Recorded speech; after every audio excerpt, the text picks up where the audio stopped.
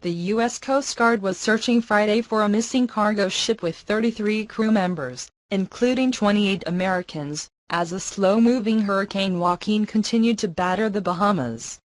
The 735-foot ship called El Faro was caught in the storm Thursday, when it signaled that it had lost propulsion and begun to list at 15 degrees near Crooked Island in the Bahamas, the Coast Guard said in a statement.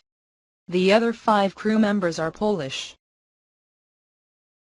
This vessel is disabled basically right near the eye of Hurricane Joaquin, right where the strongest winds are, Captain Mark Fetter said at a news conference Friday afternoon.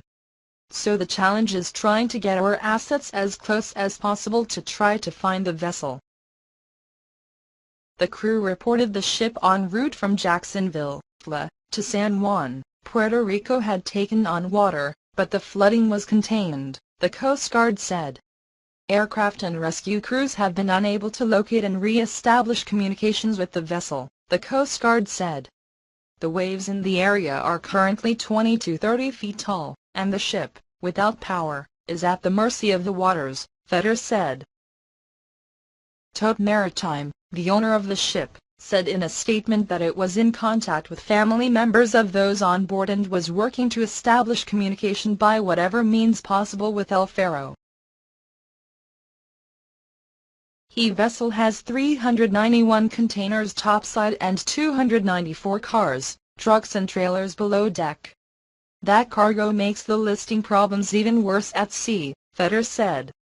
He added the Coast Guard is very concerned about the ship and is doing everything it can to locate it. The Coast Guard has contacted the Air Force for additional resources, such as C-130 airplanes and more helicopters, Fetter said. A C-130 with sophisticated radar flew down to 2,000 feet earlier Friday but came up empty-handed. Hurricane Joaquin is absolutely a very dangerous storm that's pretty far offshore from where we are here. No one should go out there, Fetter said. The National Hurricane Center predicted Friday that Joaquin will move to the northeast, avoiding a direct hit of the U.S. East Coast.